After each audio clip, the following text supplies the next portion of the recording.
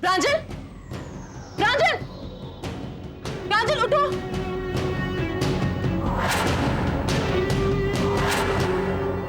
कोई है? कोई है? Please help me. प्रांजल, कोई है? क्या हुआ प्रांजल? क्या हुआ प्रांजल को? प्रांजल, क्या हो गया? प्रांजल, मैं डॉक्टर को फोन करो। तुम फोन करो जल्दी।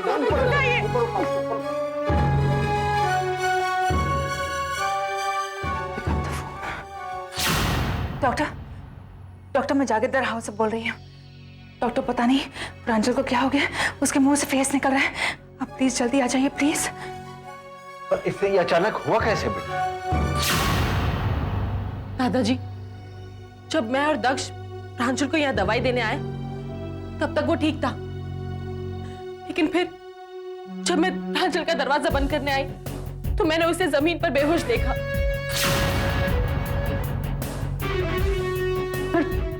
ये सब ऐसे अचानक कैसे हो गया? तुमने जो दवाइयां दी थी उसका रिएक्शन तो नहीं है ये? नहीं पापा, ये वही दवाई है जो वहां ड्रॉअर में रखी है। कौन सी दवाई दी थी तुमने? जो प्रांजल रोज रात को लेता है। दक्ष ने यही दवाई दी होगी। पर अभी अभी तो तुम कह रही थी तुम और दक्ष दोनों साथ में प्रांजल के कमरे में थे। हाँ मम्मी जी, लेकिन वो देबाशिश रोने लगा, इसलिए मैं उसे सुलाने के लिए अपने कमरे में चली गई। और इसलिए दक्ष ने प्रांजल को मेडिसिन दे दी होगी। मैंने कितनी बार कहा है तुम्हें, प्रांजल के पास दक्ष को मत जाने देना। याद रखो, अगर मेरे प्रांजल को कुछ हुआ ना तो मैं तुम्हें कभी माफ नहीं करूंगी। मम्मी जी, आप चाहे कुछ भी कहें, लेकिन दक्ष ऐसा कुछ भी नहीं कर सकता। बल्कि वो तो सब कुछ ठीक करने की कोशिश कर रहा था। अरे पर दवाई देने से पहले वो प्रांजल से पूछ तो सकता था। पूछने की क्या जरूरत थी? क्या आप दक्ष पर शक कर रही हैं?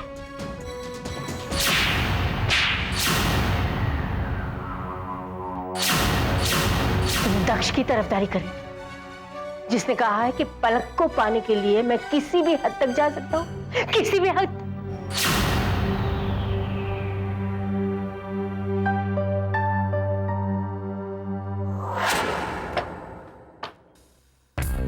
दक्ष, स्मेल कैसी आ रही कमरे में? दक्ष, अरे दक्ष जल्दी से उठो, प्रांजल की हालत बहुत खराब है। अरे जल्दी उठो, डॉक्टर आ रहे हैं। प्रांजल की, अरे प्रांजल को किसी ने जहर दे दिया है। मुझे सोने दो ना, बहुत नींद आ रही। अरे दक्ष, तुमने प्रांजल को कौन सी दवा दी थी?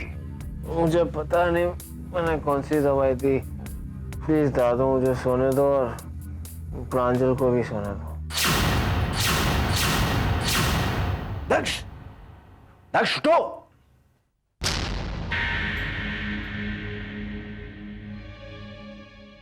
दादाजी, आप प्रांजल के पास जाइए, मैं दक्ष को उठाने की कोशिश करती हूँ। जाइए। ठीक।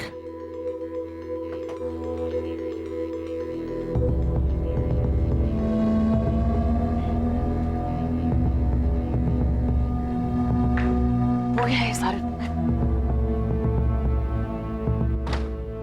दक्ष, ये कैसी बदबू है सारे रूम में? दक्ष, दक्ष,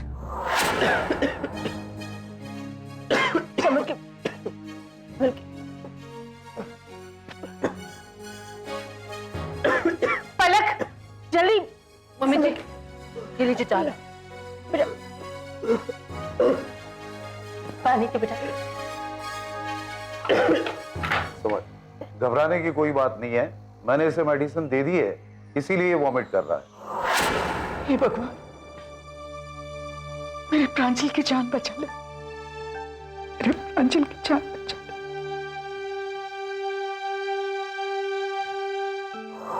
जानवी, तुम्हें पता है ये डॉक्टर है ना, वो कह रहे थे कि सारी दवाइयां लेबोरेटरी में चेक करने भेजनी पड़ेगी। लेकिन मुझे तो लगता है ये दक्ष है ना, उसने ही प्रांजल को जहर दे दिया है। बुआ प्लीज, आपकी जहर जैसी बातों से तो भगवान ही बचाए।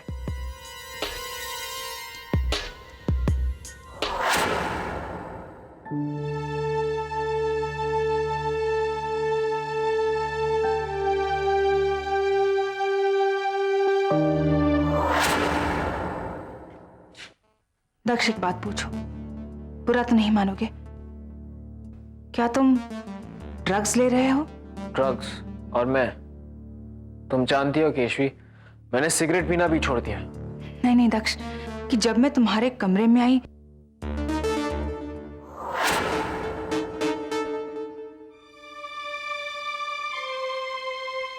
तो तुम नींद से जाग ही गए। दक्ष, डॉक्टर साहब जानना चाहते हैं तुमने प्रांजल को कौन सी दवाई दी थी, वरना उन्हें सारी दवाई लेबोरेटरी में चेक करनी पड़ेगी।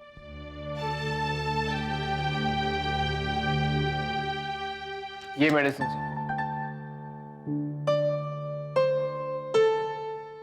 हाँ, अब समझ में आया।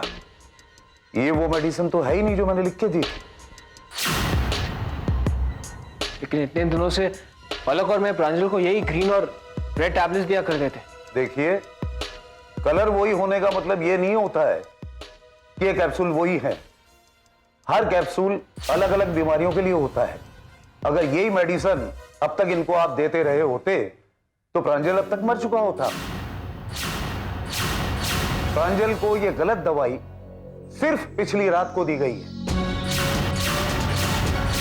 तुमने इसे जहर दिया। लेकिन मेरी ये समझ में नहीं आ रहा है कि ये मेडिसिन यहां पे आई कैसे, इन्हें कौन लाया यहां पे? आप सब लोग इस तरह मेरी तरफ क्यों देख रहे हैं? मैं जानता हूं आप लोगों को मेरी बात पर यकीन नहीं है ना, लेकिन मैं सच कहता हूं, मैं कुछ नहीं जानता।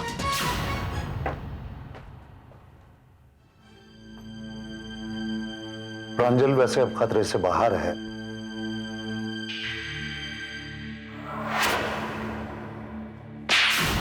मुझे तुमसे ये उम्मीद नहीं थी।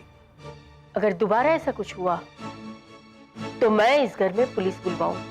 मां, मेरा यकीन कीजिए, मैंने ये सब नहीं किया है। आप मुझे गलत समझ रही हैं। मैं प्रांजल को गलत दवाइयां क्यों दूंगा?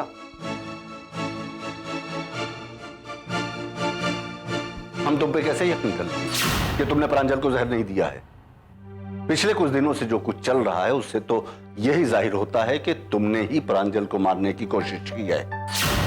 आप सब लोग मेरी बात पर विश्वास क्यों नहीं करते? मैंने ये सब नहीं किया है। मैं दवाइयों के बारे में कुछ नहीं जानता और मेरी समझ में ये नहीं आता कि ये सब मेरे साथ क्यों। मैं जब तुम्हारे कमरे में गया था तो वहां एक अजीब सी स्मेल आ रही थी और मुझे यकीन हो गया है कि तुम फिर से गलत हरकतें करने लगे। इल्जाम लगा रहे हैं आप। दक्ष ऐसा नहीं कर सकता। अरे वो बेचारा तो सिगरेट तक नहीं पीता, फिर। केशवी, अगर तुम दक्ष की तरफदारी कर रही हो तो हम ये समझ गए हैं कि तुम जागीरदार परिवार के खिलाफ। दक्ष, मुझे लगता है कि यहां तुम्हारा कोई काम नहीं, तुम यहां से जा सकते हो।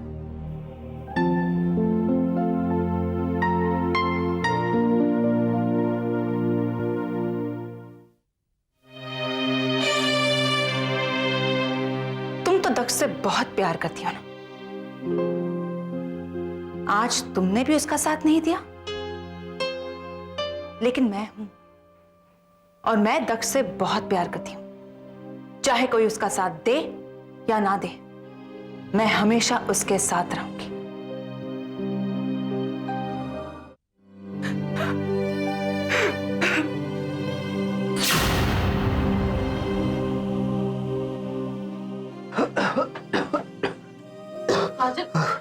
Are you okay?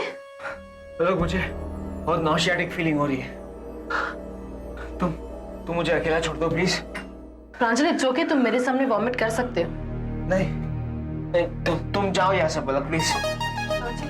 मैं ठीक हूँ, तुम जाओ।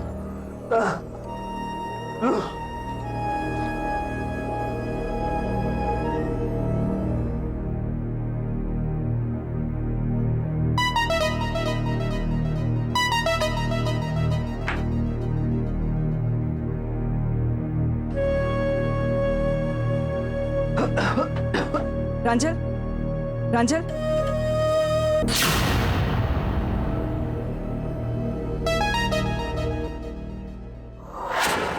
मुझे अब भी यकीन नहीं हमारा दक्ष इतनी घटिया हरकत कर सकता है।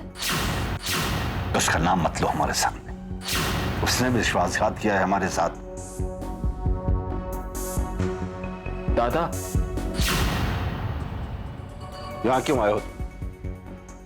इतना सब कुछ हो जाने के बाद भी तुम्हें जरा भी शर्म नहीं? यहां आने की हिम्मत कैसे हुई तुम्हारी? और अगर तुम अपनी सफाई देने के लिए आए हो तो एक बात सुन, मुझे और तुम्हारी दादी को तुम्हारी सफाई में कोई दिलचस्पी नहीं है। दादी आप तो मेरा यकीन कीजिए, मैंने कुछ नहीं किया। सब लोगों ने मुझसे अपना मुंह मोड़ लिया, सब मेरे खिलाफ हो गए। यहां तक कि पलक, जिसने हर पल में मेरा साथ दिया, वो भी मेरे खिलाफ हो गई।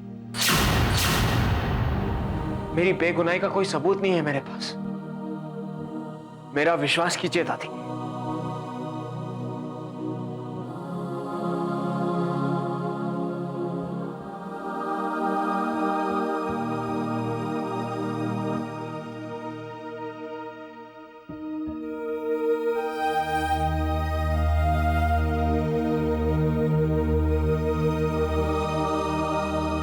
पलक,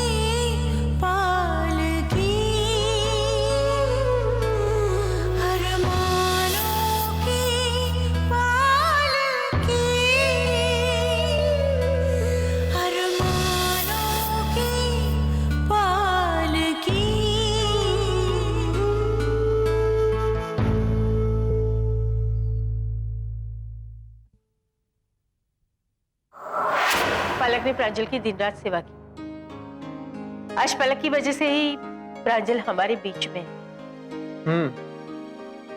तुम सच कह रही हो, देख रहा हूं मैं। प्रांजल पलक के बिना कुछ नहीं है। इन दोनों को देख के ऐसा लगता है जैसे ये दोनों एक दूसरे के लिए बने हैं। पलक प्रांजल की परछाई है और प्रांजल पलक का साया। देखो पलक, आई थिंक इन दोनों में दक्ष को काफी समझ गया हूं। वो क्या था ये भी जानता हूं, आज क्या था ये भी समझता हूं। एक बात कहूं, अगर उसे जरा भी शक होता ना तुम पर और प्रांजल पर, तो तुम दोनों को इतना वक्त साथ बिताने ही ना देता। पापा आप दक्ष को जानते नहीं, वो बहुत जिद्दी है। वो जो ठानता है वो करके रहता है। इंसान सब कुछ बदल सकता है, अपनी आदतें, अपने कपड़े, अपना वक्त, लेकिन अपनी फितरत कभी नहीं बदल सकता। दक्ष जो चाहता है वो करके रहता है। अगर उसके रास्ते में कोई आए तो वो उसे भी हटा सकता है। अगर ये बात है बेटा, तो उसने तुम्हें छोड़ कैसे दिया, जाने कैसे दिया? अपनी बातों को समझो। मैं परिवार वालों का उसके लिए गुस्सा समझ सकती हूँ, लेकिन बेटा तुम्हारा? मैं कुछ नहीं जानती मां। मुझे सिर्फ इतना पता है कि मैं दक्ष से बहुत नाराज हूं, और यही वजह मेरे लिए काफी। मेरी तो ये राय है कि हमें अब इन दोनों की शादी जल्द से जल्द कर देनी चाहिए, ताकि जो कोई भी इन्हें अलग करने की कोशिश कर रहा हो वो अपना खेल खेलना छोड़ दे। अगर अब हम ज्यादा दिन गवाएंगे तो हो सकता है कि पलक की नाराजगी कड़वाहट में बदल जाए। I think you're right.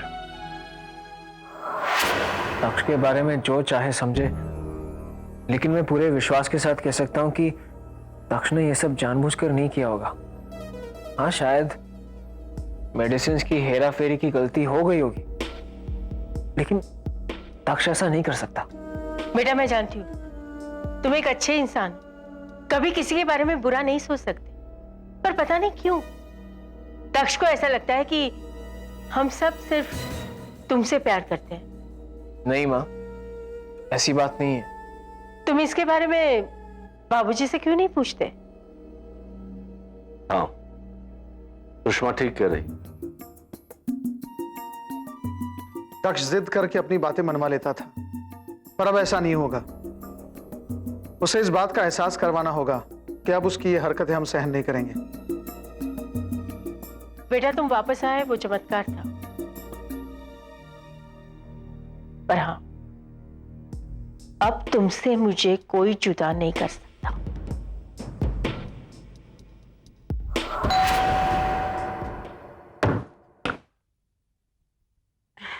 अरे आइए ना, आइए प्लीज, आइए। आदित्य जी आइए प्लीज, हम आपका इंतजार कर रहे थे। Thanks a lot. आप लोग बातें करिए, मैं अभी आई पलक को बुलाकर। नहीं नहीं, रहने दीजिए। दरअसल हम आज आप ही से बात करने आए हैं।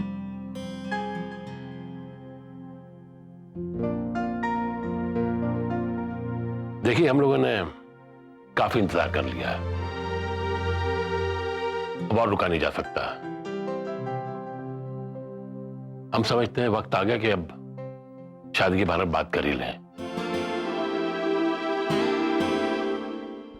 आदित्य जी, इतनी भी क्या जल्दी है? जल्दी तो है।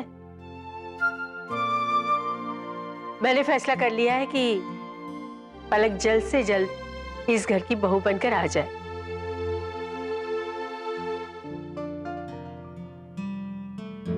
तो हमें पलक और दक्ष की शादी की तारीख जल्द से जल्द तय कर लेनी चाहिए। तारीख आप जो भी तय करेंगे हमें मंजूर है, पर मुझे ये मंजूर नहीं है कि पलक की शादी दक्ष से हो।